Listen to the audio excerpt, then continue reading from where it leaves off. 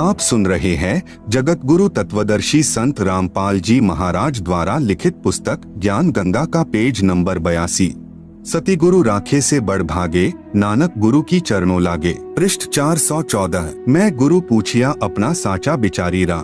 पृष्ठ 439। उपरोक्त अमृतवाणी में श्री नानक साहेब जी स्वयं स्वीकार कर रहे हैं कि साहिब यानी प्रभु एक ही है तथा उनका यानी श्री नानक जी का कोई मनुष्य रूप में वक्त गुरु भी था, जिसके विषय में कहा है कि पूरे गुरु से तत्व ज्ञान प्राप्त हुआ तथा मेरे गुरु जी ने मुझे अमृत नाम यानी अमर मंत्र अर्थात पूर्ण मोक्ष करने वाला उपदेश नाम मंत्र दिया। वही मेरा गुरु नाना रूप धारण कर लेता है, अर्थात वही सत्पुरुष है, वही जिंदा रूप बना लेता है। वही धानक रूप में भी काशी नगर में विराजमान होकर आम व्यक्ति अर्थात भक्त की भूमिका कर रहा है। शास्त्र विरुद्ध पूजा करके सारे जगत को जन्म मृत्यु व कर्मफल की आग में जलते देखकर जीवन व्यर्थ होने के डर से भागकर मैंने गुरु जी के चरणों में शरण ली। बलिहारी गुरु आपने दिवहाड़ी सदवार, जिन मानस ते देवते किए करत न लागी वार। आपीने आप साजियो आपीने रचियो नाव, दो ही कुदरती साजिए करी आसनो डिठो चाव। दाता करता आपी तू तुसी देव ही कर ही पसाओ, तू जानोई सबसे दे लैस ही जिन कवाओ करी आसनो डिठो चाओ। पृष्ठ 463। भावार्थ है कि पूर्ण परमात्मा जिंदा का रूप बनाकर बेई नदी पर आए अर्थात जिंदा कहलाए तथा स्वयं ही दो दुनिया ऊपर यानी सतलोक आदि तथा नीचे यानी ब्रह्म व परब्रह्म के लोक को रचकर ऊपर सत्यलोक में आकार में आसन पर बैठकर चाव के साथ अपने द्वारा रची दुनिया को देख रहे हो तथा आप ही स्वयंभू अर्थात माता के गर्भ से जन्म नहीं लेते, स्वयं प्रकट होते हो। यही प्रमाण पवित्र यजुर्वेद अध्याय 40 मंडल 8 में है कि कबीर मनीषी स्वयंभू परिभू व्यवधाता। भावार्थ है कि कबीर परमात्मा सर्वज्ञ है। मनीषी का अर्थ सर्वज्ञ होता है तथा अपने आप प्रकट होता है। वह परिभू यानी सनातन अर्थात सर्वप्रथम वाला प्रभु है। वह सर्व ब्रह्मांडों का व्यवधाता यानी भिन्न भिन्न अर्थात सर्व लोकों का रचनहार है। एहू जीव बहुते जन्म भरमिया ता सतिगुरु शब्द सुनाइया। पृष्ठ 465।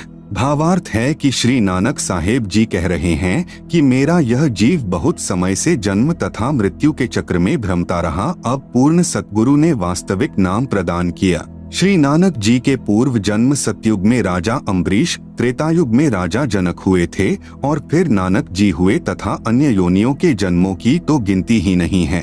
प्रभु कबीर जी ने स्वामी रामानंद जी को तत्व ज्ञान समझाया। पंडित स्वामी रामानंद जी एक विद्वान पुरुष थे। वेदों व गीता जी के मर्मज्ञ ज्ञाता माने जाते थे। आप सुन रहे हैं जगत गुरु तत्वदर्शी संत रामपाल जी महाराज द्वारा लिखित पुस्तक ज्ञान गंगा का पेज नंबर 83। 5 वर्ष की आयु में रामानंद जी को गुरु धारण करना। जिस समय कबीर परमेश्वर यानी कबीरदेव अपने लीलामय शरीर में 5 वर्ष के हो गए, तब गुरु मर्यादा बनाए रखने के लिए लीला की। 2.5 वर्ष की आयु के बच्चे का रूप धारण करके सुबह सुबह अंधेरे में पंचगंगा घाट की पौड़ियों के ऊपर लेट गए, जहां पर स्वामी रामानंद जी प्रतिदिन स्नानार्थ जाया करते थे। श्री रामानंद जी चारों वेदों के ज्ञाता और पवित्र गीता जी के विद्वान माने जाते थे। स्वामी रामानंद जी की आयु 104 वर्ष की हो चुकी थी।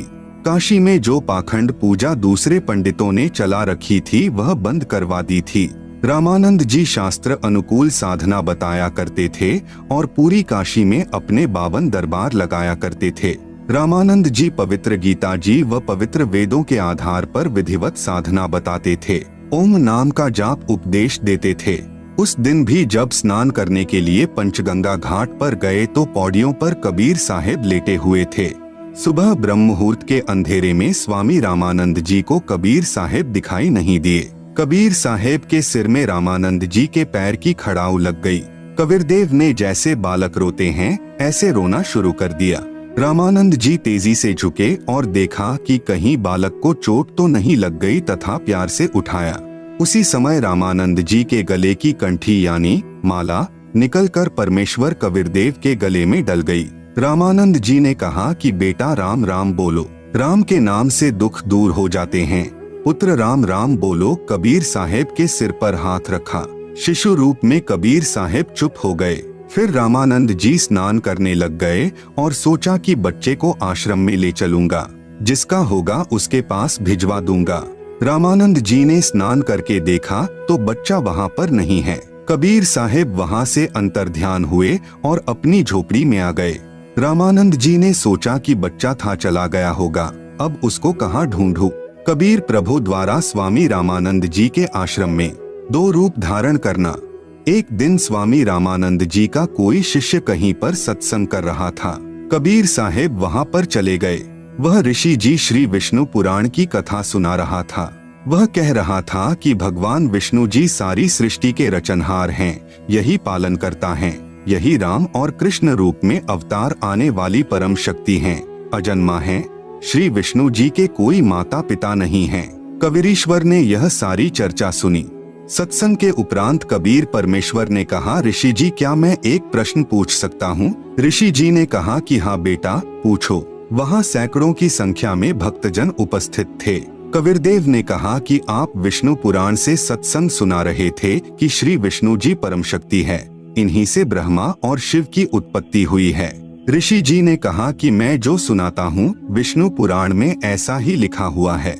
आप सुन रहे हैं जगत गुरु तत्वदर्शी संत रामपाल जी महाराज द्वारा लिखित पुस्तक ज्ञान गंगा का पेज नंबर 84। कबीर साहिब ने कहा कि ऋषि जी मैंने तो आपसे संशय निवारण के लिए प्रार्थना की है, आप क्षुब्ध मत होइए। एक दिन मैंने शिव पुराण सुना था। उसमें वह महापुरुष सुना रहे थे कि भगवान शिव से विष्णु और ब्रह्मा की उत्पत्ति हुई। प्रमाण पवित्र शिव पुराण रुद्र संहिता अध्याय 6 तथा 7 में, गीता प्रेस गोरखपुर से प्रकाशित देवी भागवत के 3 स्कंद में लिखा है कि देवी इन तीनों ब्रह्मा विष्णु शिव की माँ है। ये तीनों नाशवान हैं, अविनाशी नहीं हैं। ऋषि जी निरुत्तर हो गए। क्रोधित होकर बोला, तू कौन है, किसका पुत्र है? कबीर साहिब से पहले ही दूसरे भक्तजन कहने लगे कि यह तो नीरू जुलाहे का पुत्र है। स्वामी रामानंद जी का शिष्य कहने लगा कि तूने गले में कंठी कैसे डाल रखी है? वैष्णव साधु तुलसी की एक मणिये की माला गले में डालते हैं, उससे यह प्रमाणित होता है कि इन्होंने वैष्णव परंपरा से उपदेश ले रखा है। तेरा गुरुदेव कौन है? कबीर साहिब ने कहा कि मेरे गुरुदेव वही हैं जो आपके गुरुदेव हैं। वह ऋषि बहुत क्रोधित हो गया तथा बोला कि रे नादान, तू अछूत जुलाहे का बच्चा और मेरे गुरुदेव को अपना गुरुदेव बताता है। मेरे गुरुदेव का पता है कौन है? श्री श्री 1008 पंडित रामानंद जी आचार्य। तू जुलाहे का बालक, वे तो तेरे जैसे अछूतों के दर्शन भी नहीं करते और तू कह रहा है कि मैंने उनसे नाम लिया है। देख लो भाई भक्तजनों, यह झूठा कपटी है। अभी गुरुदेव के पास जाऊंगा और उनको तेरी सारी कहानी बताऊंगा। तू छोटी जाति का बच्चा हमारे गुरुदेव की बेइज्जती करता है। कविरग्नि बोले कि ठीक है, गुरुदेव जी को बताओ। उस ऋषि ने जाकर श्री रामानंद जी को बताया कि गुरुदेव एक जुलाहे जाति का लड़का है, उसने तो हमारी नाक काट दी। वह कहता है कि स्वामी रामानंद जी मेरे गुरुदेव है। हे भगवान, हमारा तो बाहर निकलना दुभर हो गया। स्वामी रामानंद जी बोले कि कल सुबह उसको बुलाकर लाओ, कल देखना तुम्हारे सामने मैं उसको कितना दंड दूंगा। स्वामी रामानंद जी के मन की बात बताना। अगले दिन सुबह सुबह कबीर साहेब को 10 नादान व्यक्तियों ने पकड़कर श्री रामानंद जी के सामने उपस्थित कर दिया। रामानंद जी ने यह दिखाने के लिए कि मैं कभी छोटी जाति वालों के दर्शन भी नहीं करता, यह झूठ बोल रहा था कि इसने मेरे से दीक्षा ली है, आगे पर्दा लगा लिया। रामानंद जी ने पर्दे के पीछे से पूछा कि तू कौन है और तेरी क्या जाति है, तेरा कौन सा पंथ है, अर्थात किस परमात्मा की पूजा करता है। रामानंद अधिकार सुनी, जुल्हा अक जगदीश दास गरीब बिलंबना ताही नवावत शीश। रामानंद को गुरु कहे तन से नहीं मिलात, दास गरीब दर्शन भय पैड़े लगी जुलात।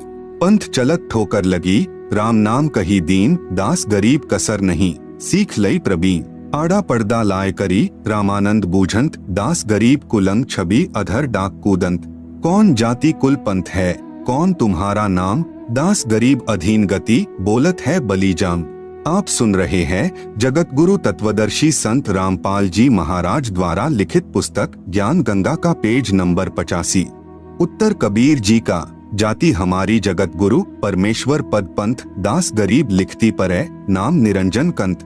रामानंद जी बोले, रे बालक सुन दुर्बुद्धि घट मठ तन आकार दास गरीब दर्द लग्या। वो बोले सिरजनहार तुम मोमन के पालवा जुल्हे के घर बास दास गरीब अज्ञान गति एता दृढ़ विश्वास।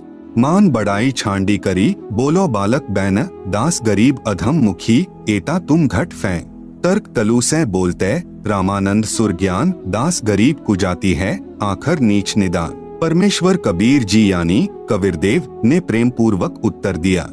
महके बदन खुलास कर सुनी स्वामी प्रवीण दास गरीब मनी मरे मैं आजिज आधी। मैं अविगत गति से परे चारी बेद से दूर दास गरीब दशों दिशा सकल सिंध भरपूर हूँ खालिक हमरा नाम दास गरीब अजाती हूँ तै जू कहिया बली जाम।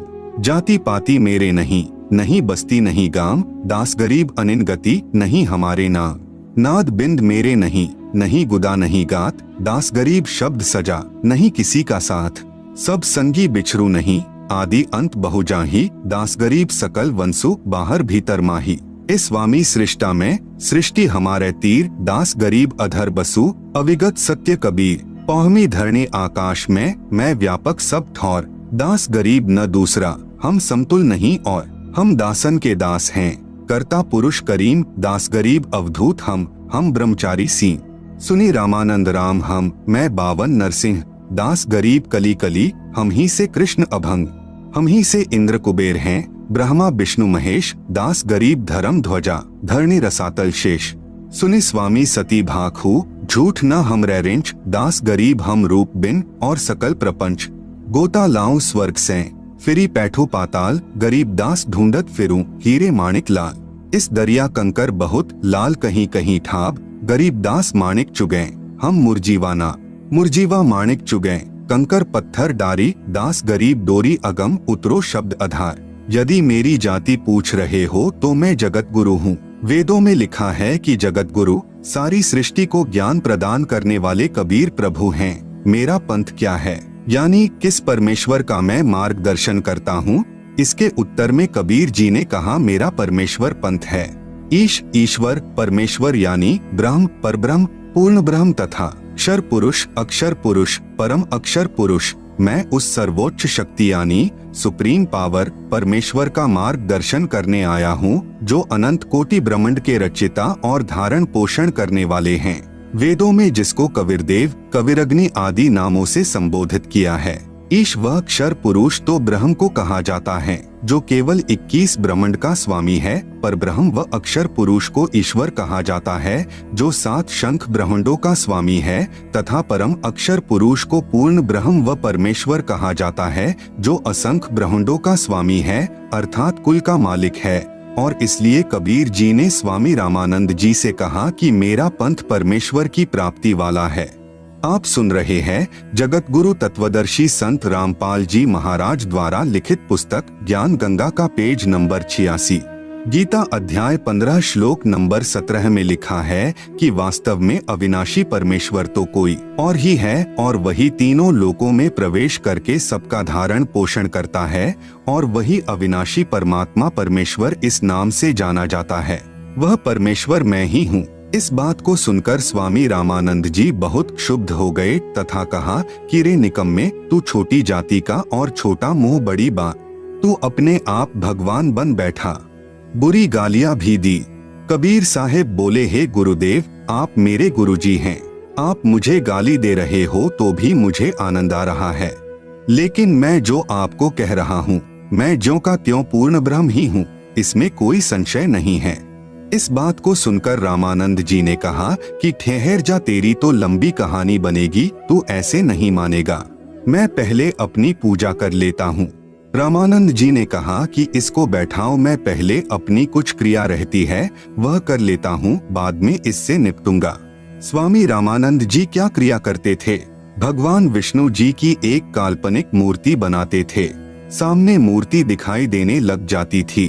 जैसे कर्मकांड करते हैं, भगवान की मूर्ति के पहले वाले सारे कपड़े उतारकर उनको जल से स्नान करवाकर फिर स्वच्छ कपड़े भगवान ठाकुर को पहनाकर गले में माला डालकर तिलक लगाकर मुकुट रख देते हैं। रामानंद जी कल्पना कर रहे थे।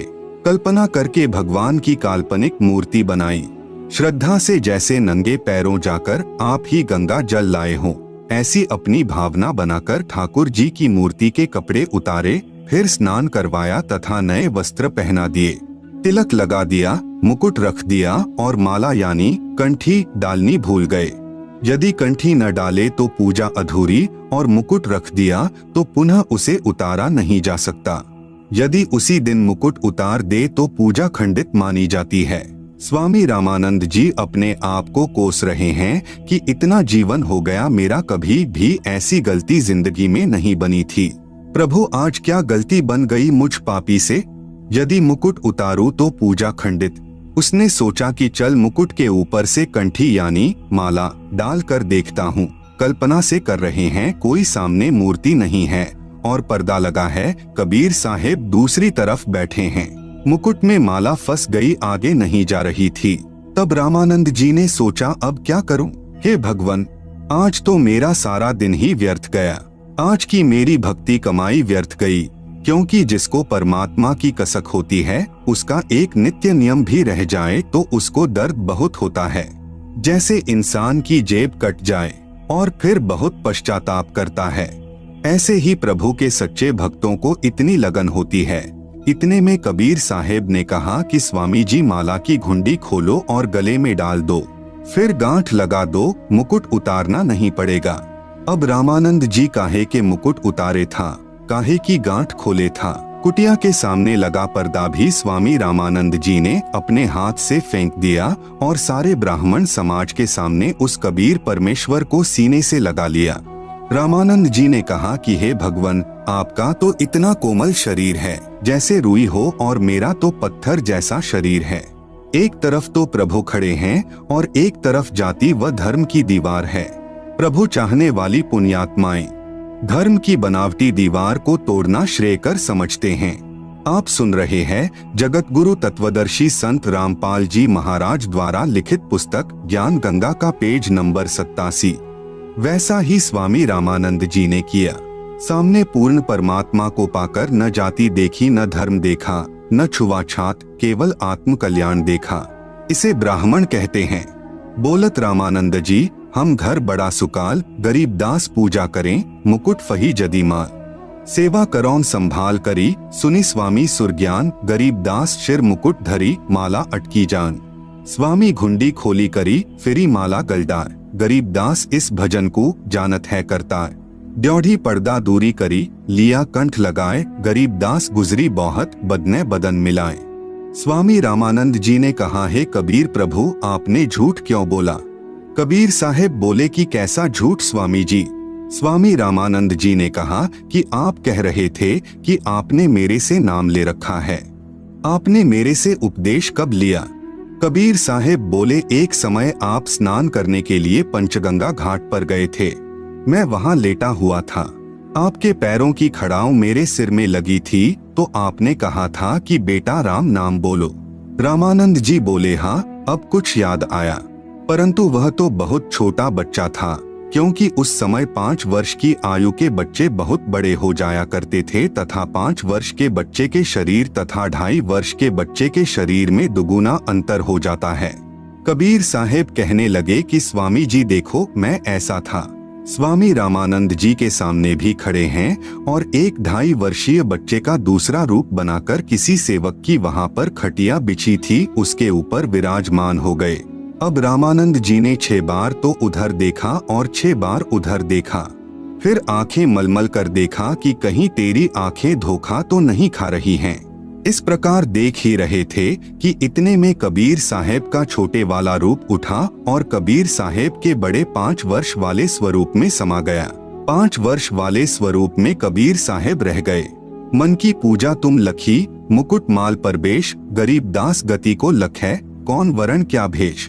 यह तो तुम शिक्षा दई, मानी लई मनमोर, गरीब दास कोमल पुरुष, हमरा बदन कठोर। तब रामानंद जी बोले कि मेरा संशय मिट गया। हे परमेश्वर, आपको कैसे पहचान सकते हैं? आप किस जाति में तथा वेशभूषा में खड़े हो? हम नादान प्राणी आपके साथ वाद विवाद करके दोषी हो गए, क्षमा करना पूर्ण परमेश्वर कबीरदेव, मैं आपका अनजान बच्चा हूँ। स्वामी रामानंद जी को सत्यलोक दर्शन। सुनी बच्चा मैं स्वर्ग की कैसे छाड़ो रीति, गरीबदास गुदरी लगी जन्म जात है बीत। चारी मुक्ति बैकुंठ में जिनकी मोरे चाह, गरीबदास घर अगम की कैसे पाऊं था। हेम रूप जहाँ धरणी है रतन जड़े बौ शोभ, गरीबदास बैकुंठ को तन मन हमरा लोभ। शंख चक्र गदा पदम है मोहन मदन मुरारी, गरीबदास मुरली बजय सुरगलोक दरबारी।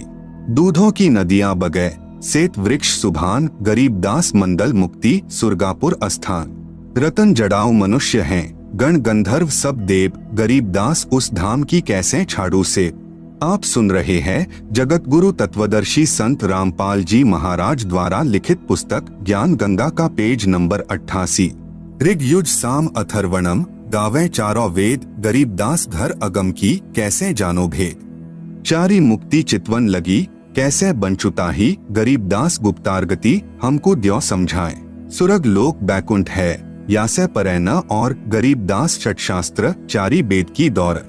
चारी वेद गावे तिसे सुर नर मुनि मिलाप, गरीबदास ध्रुवपोर जिस मिटी गए तीनों ताप। प्रहलाद गए तिस लोक को सुरगापुरी समूल, गरीबदास हरि भक्ति की मैं बंचत हूँ धूल।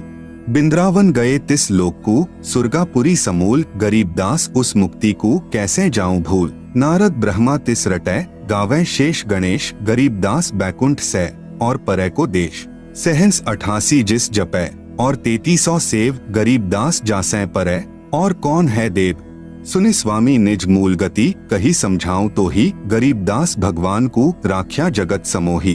तीनी लोक के जीव सब विषय वास भरमाए, गरीबदास हमको जपै तिसको धाम दिखाए।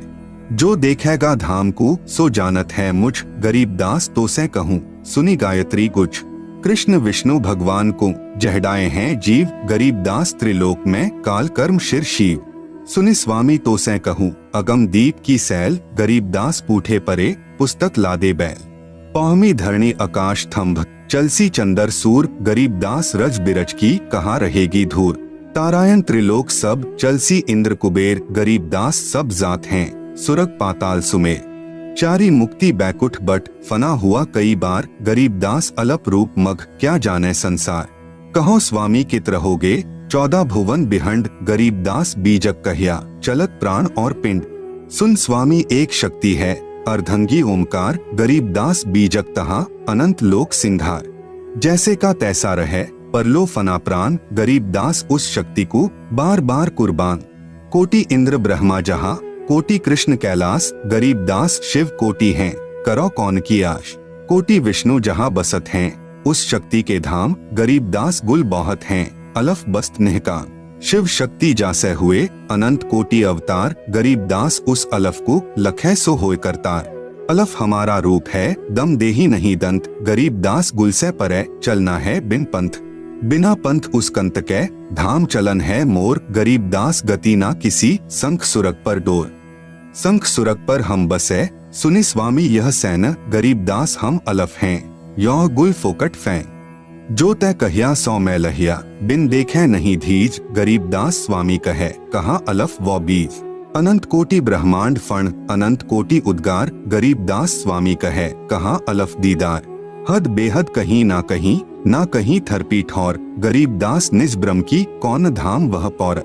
चल स्वामी सर पर चले गंग तीर सुन ज्ञान, गरीबदास बैकुंठ बट कोटि कोटि घट ध्यान। तहाँ कोटि वैकुंठ हैं नक सरवर संगीत, गरीबदास स्वामी सुने जात अनंत जुग बीत। प्राण पिंडपुर में धसो गए रामानंद कोटि, गरीबदास सर सुरग में रहो शब्द की ओट। तहाँ वहाँ चित चक्रित भया देखी फजल दरबार, गरीबदास सिजदा किया हम पाए दीदार। तुम स्वामी मैं बाल बुद्धि भर्म कर्म किए नाश, गरीबदास निज ब्रह्म तुम हमरे दृढ़ विश्वास। सुन बेसुन्न से तुम परे उरे से हमरे तीर, गरीबदास सरबंग में अविगत पुरुष कबीर। कोटि कोटि सिजदे करें कोटि कोटि प्रणाम, गरीबदास अनहद अधर हम पर सैं तुम धाम। सुनि स्वामी एक गलगुज तिल तारी पल जोरी, गरीबदास सर गगन में सूरज अनंत करोरी। आप सुन रहे हैं जगत गुरु तत्वदर्शी संत रामपाल जी महाराज द्वारा लिखित पुस्तक ज्ञान गंगा का पेज नंबर 89। शहर अमान अनंतपुर, रिमझिम होय, गरीबदास उस नगर का मरम न जाने कोय। सुनि स्वामी कैसे लखो, कही समझाऊं तो ही, गरीबदास बिन पर उड़े तन मन शीश न होय। रवनपुरी एक चक्र है, तहाँ धनंजय बाय, गरीबदास जीते जन्म याकू लेत समाये। आसन पदम लगाए कर भिरंग नाद को खैंची, गरीबदास अचवन करे देवदत्त को ऐची। काली ऊन कुलीन रंग जाके 2 फुन धार, गरीबदास कुरम्भ शिर तास करे उद्गार। चिश्मे लाल गुलाल रंग तीनी गिरह नभ पेंच, गरीबदास वह नागनी को होने न देवे रेच। कुंभक रेचक सब करे ऊन करत उद्गार, गरीबदास उस नागनी को जीते कोई खिलार। कुंभ भरे रेचक करे फिर टूटत है पौन, गरीबदास गगन मंडल नहीं होत है रौन।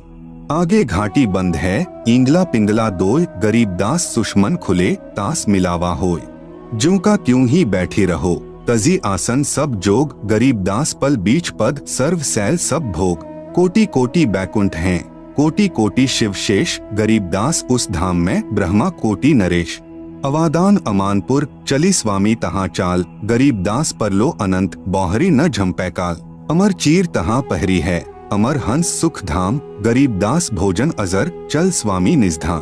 बोलत रामानंद जी सुन कबीर करतार, गरीबदास सब रूप में तुम ही बोलनहार। तुम साहिब तुम संत हो तुम सतगुरु तुम हंस, गरीबदास तुम रूप बिन और न दूजा अंश। मैं भक्ता मुक्ता भया किया कर्म कुंद नाश, गरीबदास अविगत मिले मेटी मन की बास। दोहु ठौर है एक तू भया एक से दोय, गरीबदास हम कारणे उतरे हैं मखजोय। गोष्ठी रामानंद से काशी नगर मंझार, गरीबदास जिंद पीर के हम पाए दीदार। बोले रामानंद जी सुनो कबीर सुभान, गरीबदास मुक्ता भये उधरे पिंड अरुप्राण। कबीर साहेब यानी कबीरदेव ने स्वामी रामानंद जी से पूछा कि स्वामी जी आप क्या पूजा करते हो। स्वामी रामानंद जी ने कहा कि मैं वेदों व गीता जी के अनुसार साधना करता हूँ। कबीर साहेब ने पूछा कि वेदों व गीता के आधार से साधना करके किस लोक में जाओगे। स्वामी रामानंद जी ने कहा स्वर्ग में जाऊंगा। कबीर परमेश्वर ने पूछा स्वर्ग में क्या करोगे दाता। रामानंद जी ने कहा कि वहाँ पर बहुत प्यारे भगवान विष्णु जी हैं, उनके दर्शन किया करूंगा और वहाँ पर दूधों की नदी है, वहाँ कोई चिंता नहीं है, कोई फिक्र नहीं है, मैं वहाँ आनंद से रहूंगा। कबीर परमेश्वर ने पूछा कि स्वामी जी कितने दिन रहोगे स्वर्ग में। विद्वान पुरुष थे, उनको ज्ञान था, 2 ही मिनट में समझ गए। स्वामी जी बोले मेरी जितनी भक्ति की कमाई होगी तब तक रहूंगा। कबीर साहेब ने पूछा कि फिर कहाँ जाओगे। रामानंद जी ने कहा न जाने कर्माधार पर कहाँ तथा किस योनि में जन्म होगा। कबीर साहेब ने कहा कि यह साधना तो स्वामी जी आपने असंख्यों बार की है, इससे जीव मुक्त नहीं हो सकता। आप श्री विष्णु जी की साधना करके स्वर्ग लोक में जाना चाहते हो। जो साधक ब्रह्म साधना करके ब्रह्मलोक में जाते हैं वे भी जन्म मृत्यु के चक्र में ही रहते हैं, क्योंकि एक दिन महास्वर्ग जो ब्रह्मलोक में बना है वह भी नष्ट हो जाएगा। गीता जी के 8वें अध्याय का 16वां श्लोक बताता है। स्वामी रामानंद जी तो विद्वान पुरुष थे, उनको तो श्लोक उंगलियों पर याद थे। आप सुन रहे हैं जगत गुरु तत्वदर्शी संत रामपाल जी महाराज द्वारा लिखित पुस्तक ज्ञान गंगा का पेज नंबर 90। स्वामी रामानंद जी ने कहा आप ठीक कहते हो, ऐसा ही लिखा है। कबीर साहेब ने कहा बताओ जी फिर कहाँ रहोगे। न आपके श्री कृष्ण मुरारी ही रहेंगे, ये ब्रह्मा लोक विष्णु लोक आदि के सर्व प्राणी तथा श्री विष्णु जी आदि तीनों देवता भी नष्ट होंगे। फिर आप कहाँ रहोगे गुरुदेव। फिर रामानंद जी विचार करने पर विवश हो गए। परमेश्वर कबीर साहेब जी ने पूछा स्वामी जी गीता जी का ज्ञान किसने बोला। स्वामी रामानंद जी ने उत्तर दिया कि श्री कृष्ण जी ने। परमेश्वर कबीर साहेब जी ने कहा स्वामी जी संक्षिप्त महाभारत द्वितीय खंड पृष्ठ 1531 पुराने वाला तथा 667 नए वाला में लिखा है कि श्री कृष्ण जी तो कह रहे हैं कि अर्जुन मुझे अब वह गीता वाला ज्ञान याद नहीं है, मैं दोबारा वही ज्ञान नहीं सुना सकता। परमेश्वर कबीर साहेब जी ने सर्व प्रमाण बताएं। गीता अध्याय 8 श्लोक 13 में गीता ज्ञान दाता यानी ब्रह्म कह रहा है कि ओम इति एकाक्षरम ब्रह्म व्याहरण माम अनुस्मरण यह प्रयाति त्यजन देहम सहयाति परमाम गतिम। इसका शब्दार्थ है कि गीता बोलने वाला ब्रह्म अर्थात काल कह रहा है कि माम ब्रह्म यानी मुझ ब्रह्म का तो इति यानी यह ओम एकाक्षरम यानी ओम एक अक्षर है, व्याहरण यानी उच्चारण करके, अनुस्मरण यानी स्मरण करने का, यह यानी जो साधक, त्यजन देहम यानी शरीर त्यागने तक अर्थात अंतिम श्वास तक, प्रयाति यानी स्मरण साधना करता है, सह यानी वह साधक ही मेरे वाली, परमाम गतिम यानी परम गति को, याति यानी प्राप्त होता है। भावार्थ है कि श्री कृष्ण जी के शरीर में प्रेतवत प्रवेश करके ब्रह्म अर्थात हजार भुजा वाला ज्योति निरंजन काल कह रहा है कि मुझ ब्रह्म की साधना केवल एक ओम नाम से मृत्यु पर्यंत करने वाले साधक को मुझसे मिलने वाला लाभ प्राप्त होता है, अन्य कोई मंत्र मेरी भक्ति का नहीं है। गीता अध्याय 8 श्लोक 5, 7 तथा 13 में गीता ज्ञान दाता ने अपने विषय में साधना करने को बताया है कि जो मेरी साधना ओम नाम का स्मरण अंतिम श्वास तक करता है वह मुझे ही प्राप्त होगा। इसलिए तू युद्ध भी कर तथा मेरा ओम नाम का स्मरण भी कर, क्योंकि युद्ध हल्ला यानी ऊंचे स्वर से शोर करके किया जाता है। इसलिए कहा है कि ओम नाम का उच्चारण यानी ऊंचे स्वर में शोर करता हुआ स्मरण भी कर तथा युद्ध भी कर। फिर गीता अध्याय 8 श्लोक 6 में कहा है कि यह विधान है कि जो जिस प्रभु का अंत समय में स्मरण करता हुआ शरीर त्यागता है वह उसी को प्राप्त होता है। गीता ज्ञान दाता प्रभु गीता अध्याय 8 श्लोक 8 से 10 तक तीनों श्लोकों में ब्रह्म से अन्य पूर्ण परमात्मा यानी परम दिव्य पुरुष परमेश्वर अर्थात पूर्ण ब्रह्म के विषय में कह रहा है कि यदि कोई उसकी साधना करता हुआ शरीर त्यागता है तो उसी पूर्ण परमात्मा यानी परमेश्वर को ही प्राप्त करता है। उसी से पूर्ण मोक्ष तथा सत्यलोक प्राप्ति तथा परम शांति प्राप्त होती है। इसलिए उस परमेश्वर की शरण में जा। आप सुन रहे हैं जगत गुरु तत्वदर्शी संत रामपाल जी महाराज द्वारा लिखित पुस्तक ज्ञान गंगा का पेज नंबर 91। गीता अध्याय 18 श्लोक 62 से 66 तथा अध्याय 15 श्लोक 4 मैं यानी गीता ज्ञान दाता ब्रह्म भी इसी की शरण हूँ। रामानंद जी ने सर्व प्रमाणों को आंखों देखकर दांतों तले अंगुली दबाई तथा सत्य को स्वीकार किया। कहा कि बच्चा बात तो शास्त्रों की तू सही बता रहा है जो सत्य है, हमारे को किसी ने ऐसा ज्ञान ही नहीं दिया, हम क्या करें। कबीर साहेब ने बताया कि पवित्र गीता जी में ही लिखा है।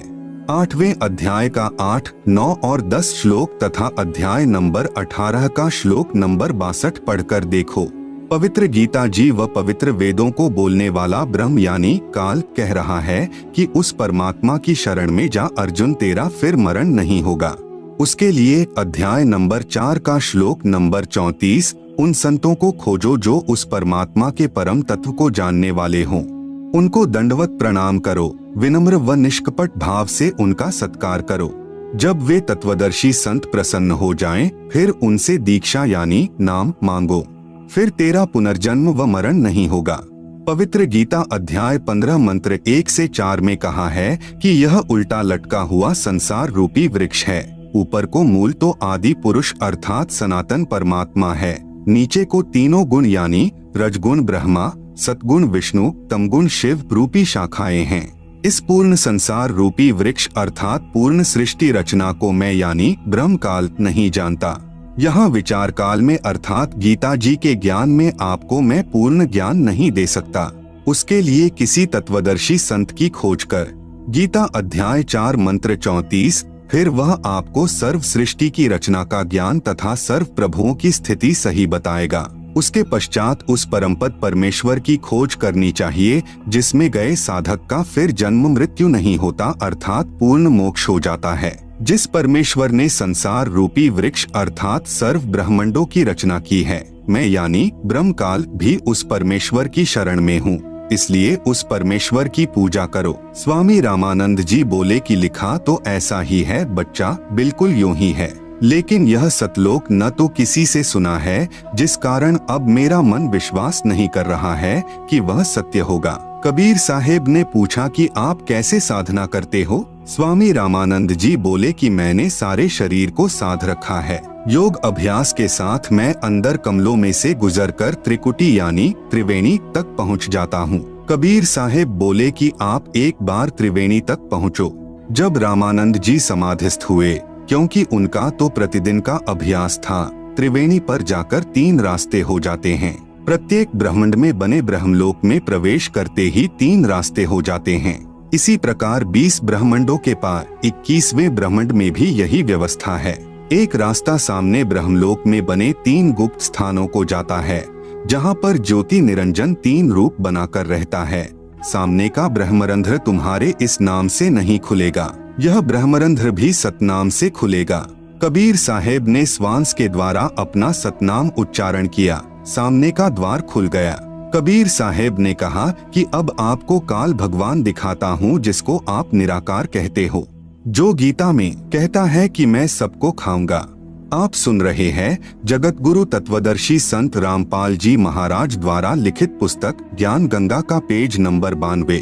अर्जुन, मैं कभी किसी को दर्शन नहीं देता, मैं कभी किसी के सामने प्रत्यक्ष नहीं होता। कबीर साहेब ने कहा कि अब आपके समक्ष उस काल को दिखाता हूँ। पहले तो एक ब्रह्मांड में बने ब्रह्मलोक में गुप्त स्थानों पर दिखाया, ब्रह्मा विष्णु व शिव रूप धारण किए था। फिर ब्रह्मलोक को पार करने के द्वार से निकलकर 21वें ब्रह्मांड में ले गए। ब्रह्मलोक से आगे जाने वाले रास्ते को भी जो जटा कुंडली सरोवर के ऊपर है, अपनी नजरों में रखता है कि कोई निकल न जाए। 21 ब्रह्मांड का जो अंतिम लोक आता है, वह काल ब्रह्म यानी शर पुरुष का अपना स्थान है। वहाँ पर वह उसी भयंकर रूप में बैठा है जो इसका वास्तविक रूप है।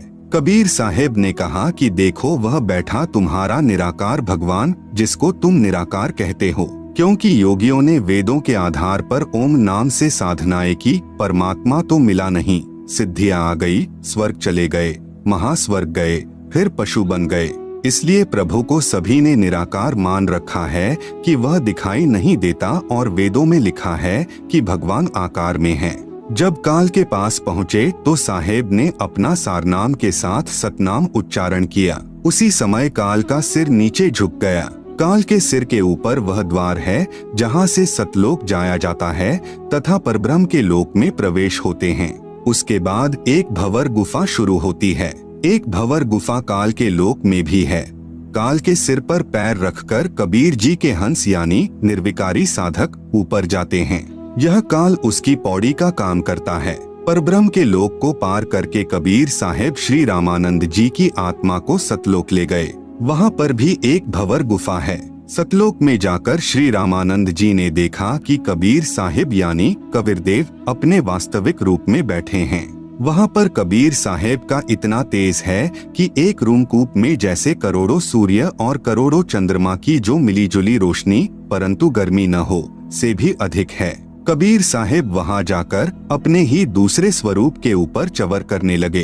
श्री रामानंद जी ने सोचा कि भगवान तो यह है जो सिंहासन पर विराजमान है, और यह कबीर यहाँ का कोई सेवक यानी गण होगा, परंतु लोक सबसे न्यारा है, परमात्मा का बहुत तेज है।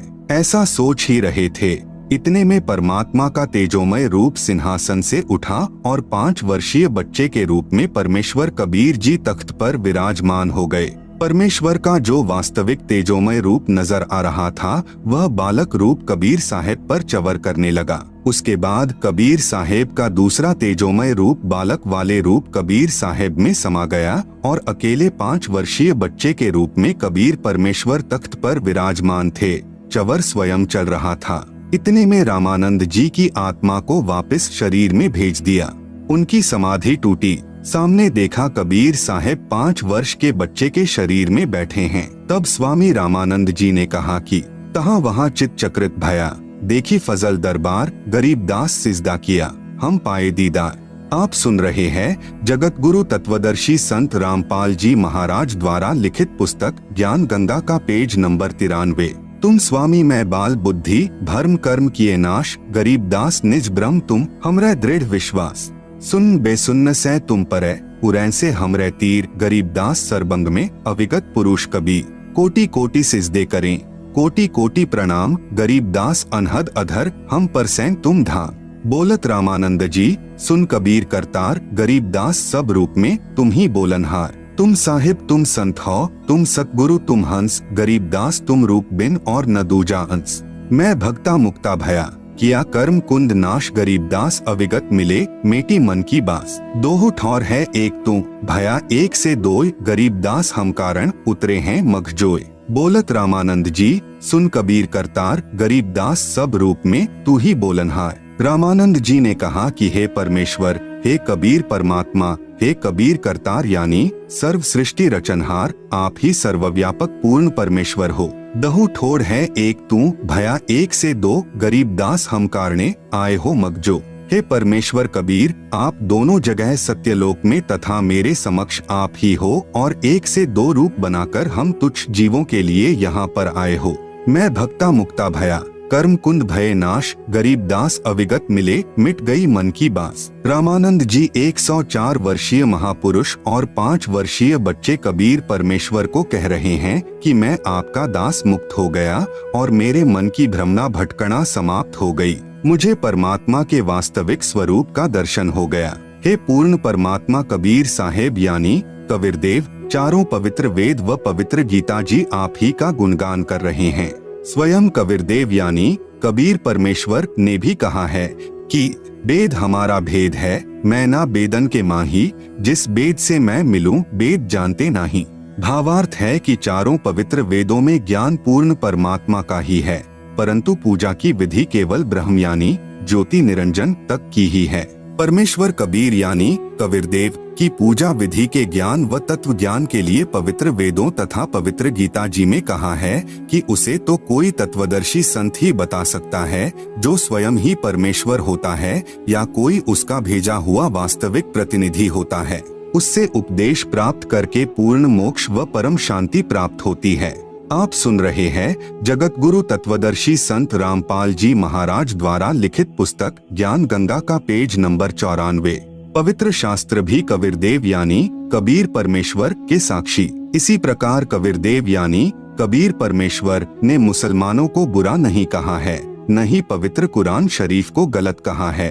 केवल उन काजी व मुल्लाओं को लताड़ा है जो सर्व समाज को कुरान शरीफ के वास्तविक ज्ञान के विपरीत मनमानी साधना करवा रहे हैं। जैसे पवित्र वेदों के बोलने वाला ब्रह्म कह रहा है कि पूर्ण परमात्मा कबीरदेव के विषय में कोई जन्म लेकर अवतार रूप में आना मानते हैं, कोई कभी जन्म न लेने वाला निराकार कहते हैं। उसकी जानकारी तो धीराणाम यानी तत्वदृष्टा संत ही बताएंगे। मैं यानी ब्रह्म नहीं जानता। यजुर्वेद अध्याय 40 मंत्र 10। इसी का प्रमाण पवित्र गीता अध्याय 4 श्लोक 34 तथा अध्याय 15 श्लोक 1 से 4 में भी है। जब तक वह तत्वदर्शी संत नहीं मिलेगा तब तक जीव का कल्याण असंभव है। वह संत अब आ गया है। इन तत्वदर्शी संत रामपाल जी को पहचानो। पवित्र कुरान शरीफ में प्रमाण। इसी प्रकार पवित्र कुरान शरीफ के अध्याय सूरत फुरकानी संख्या 25 आयत 52 से 59 में कहा है कि वास्तव में इबादे कबीरा यानी पूजा के योग्य कबीर अल्लाह है। यह कबीर वही पूर्ण परमात्मा है जिसने 6 दिन में सृष्टि रची तथा 7वें दिन तख्त पर जा बिराजा। उसकी खबर किसी बा खबर से पूछ देखो।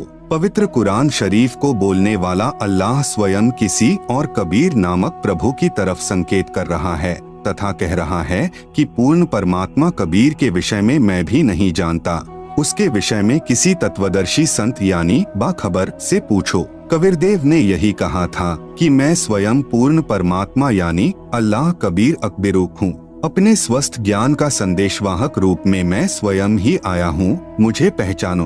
परंतु ऐसे ही आचार्यों ने पहले भी परमेश्वर के वास्तविक ज्ञान को जनता तक नहीं जाने दिया। कहा करते थे कि कबीर तो अशिक्षित है, यह संस्कृत तो जानता ही नहीं, हम शिक्षित हैं।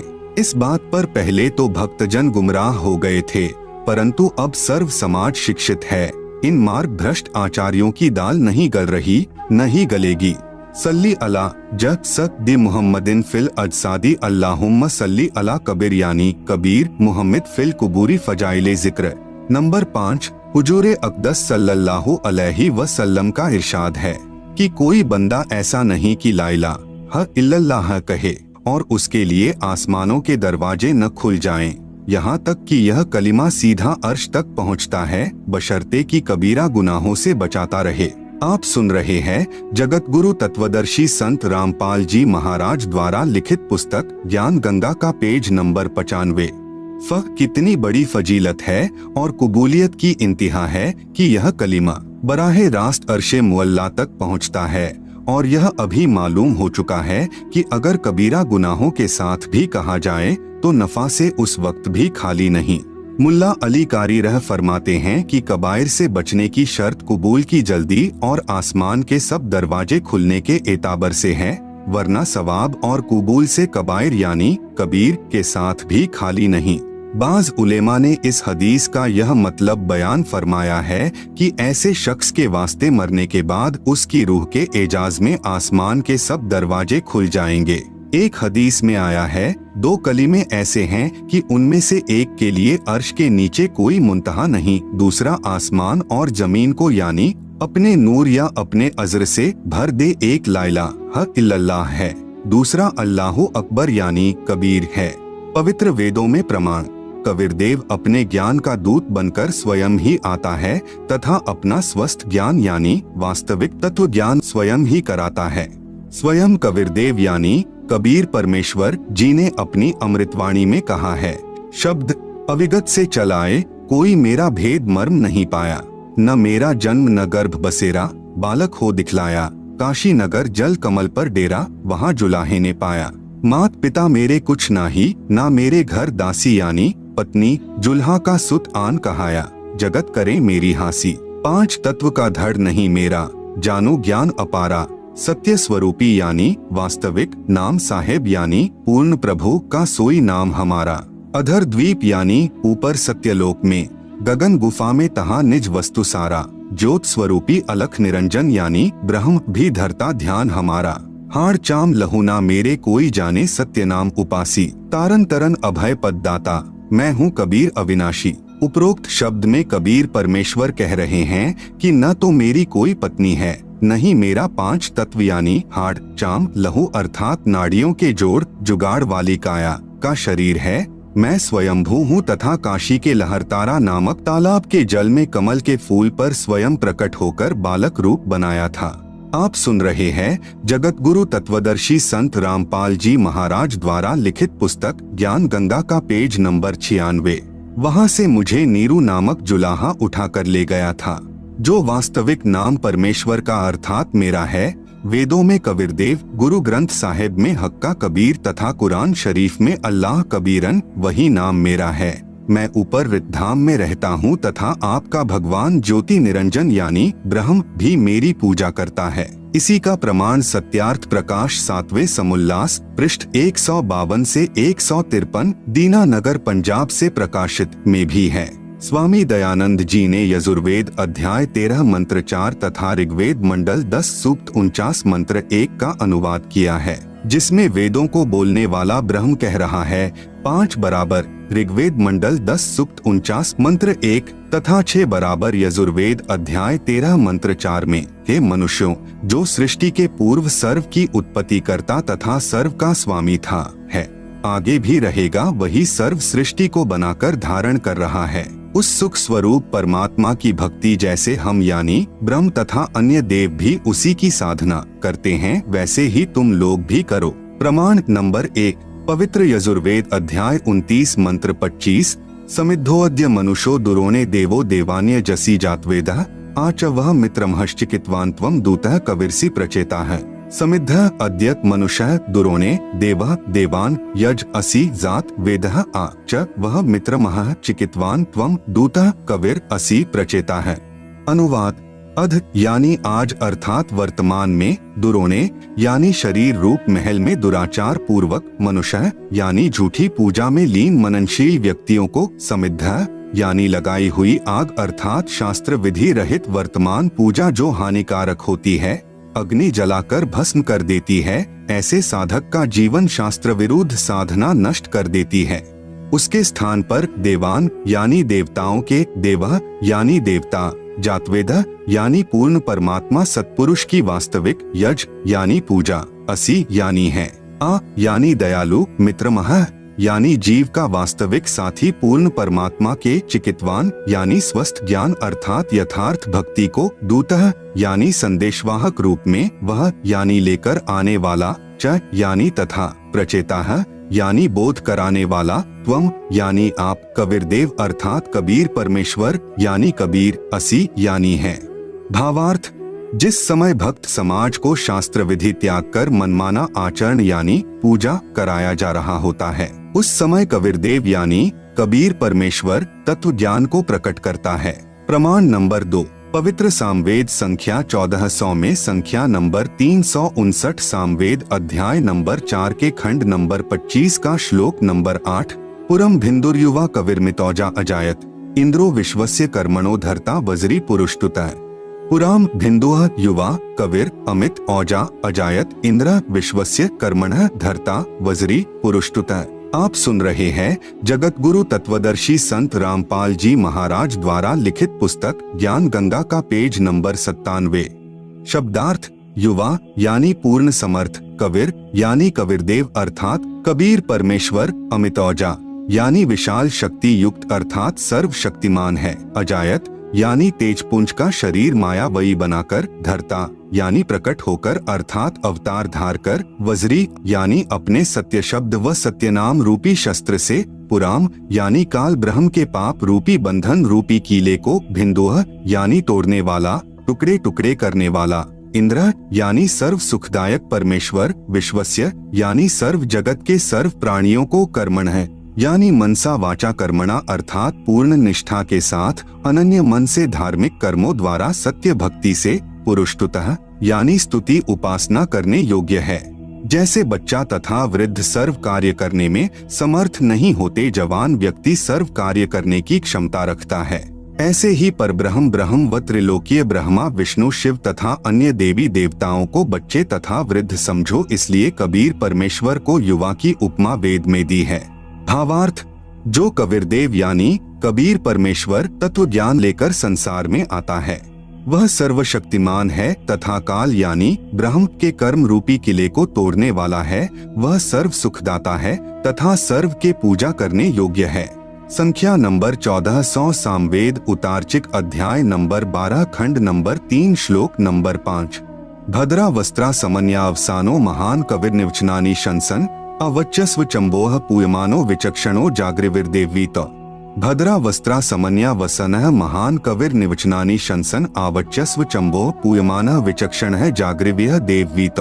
अनुवाद, विचक्षणः यानी चतुर व्यक्तियों ने, आवच्चस्व यानी अपने वचनों द्वारा पूर्ण ब्रह्म की पूजा को न बताकर आन उपासना का मार्गदर्शन करके अमृत के स्थान पर, पूयमानः यानी आन उपासना जैसे भूत प्रेत पूजा, पितर पूजा, तीनों गुणों यानी रजगुण ब्रह्मा, सतगुण विष्णु, तमगुण शिव शंकर तथा ब्रह्म काल तक की पूजा रूपी मवाद को, चंबोह यानी आदर के साथ आचमन करा रहे गलत ज्ञान को, भद्रा यानी परम सुखदायक महान कबीर यानी पूर्ण परमात्मा कबीर, वस्त्रा यानी सशरीर साधारण वेशभूषा में अर्थात वस्त्र का अर्थ है वेशभूषा, संत भाषा में इसे चोला भी कहते हैं। चोला का अर्थ है शरीर। यदि किसी संत का देहांत हो जाता है तो कहते हैं कि चोला छोड़ गए समन्या, यानी अपने सत्यलोक वाले शरीर के सदृश अन्य शरीर तेज पुंज का धार कर, वसानह यानी आम व्यक्ति की तरह जीवन जी कर कुछ दिन संसार में रहकर, निवचनानी यानी अपनी शब्दावली आदि के माध्यम से सत्य ज्ञान, शंसन यानी वर्णन करके, देव यानी पूर्ण परमात्मा के, वीतो यानी छिपे हुए सरगुण निर्गुण ज्ञान को, जागृव्यः यानी जागृत करते हैं। भावार्थ, शास्त्र विधि विरुद्ध साधना रूपी मवाद अर्थात घातक साधना पर आधारित भक्त समाज को कबीरदेव यानी कबीर परमेश्वर तत्व ज्ञान समझाने के लिए यहाँ संसार में प्रकट होता है। उस समय अपने तेजोमय शरीर पर अन्य शरीर रूपी वस्त्र यानी हल्के तेज का पहन कर आता है, क्योंकि परमेश्वर के वास्तविक तेजोमय शरीर को चर्म दृष्टि से नहीं देखा जा सकता। कुछ दिन आम व्यक्ति जैसा जीवन जीकर लीला करता है तथा परमेश्वर को यानी अपने को पाने वाले ज्ञान को उजागर करता है। आप सुन रहे हैं जगत गुरु तत्वदर्शी संत रामपाल जी महाराज द्वारा लिखित पुस्तक ज्ञान गंगा का पेज नंबर 98। ऋग्वेद मंडल 9 सूक्त 96 मंत्र 17। शिशुम जज्ञानम हर्यतम मृजंती शुंभंती वहनी मरुतो गणे, कविर्गिभ्यः काव्येना कवियः संत सोमः पवित्रमत्येति रेभन। शिशुम जज्ञानम हर्यतम मृजंती शुंभंती वहिन मरुतः गणेन कविर्गीर भी काव्येना कविर संत सोमः पवित्रम अत्येति रेभन। अनुवाद।